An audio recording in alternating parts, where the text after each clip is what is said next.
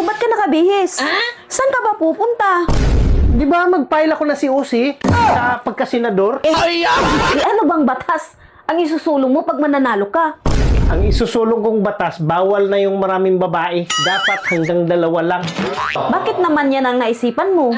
Paano kasi? Halos 100 babae nang nililigawan ko. Alam mo kung ano sabi sa akin? Kuya, may boyfriend na ako. Biro mo, wala nang babaeng available ngayon.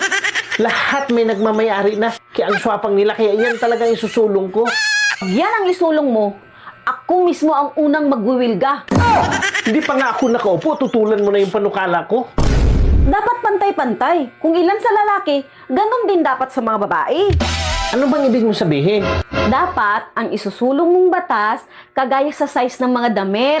Merong small, medium, large, XL na pwedeng isukat. Naghahanap ng large, extra large? Ang liit mong babae? Kaya mo kaya? Sumakay ka pa. Sa small, medium, large, XL? Oh, alin dyan ang naisukat mo na? Small pa lang. Nagpipiling maganda ka, tapos maliit pa lang pala yung natikman at naisukat mo. Sino namang lalaking yun? Ikaw!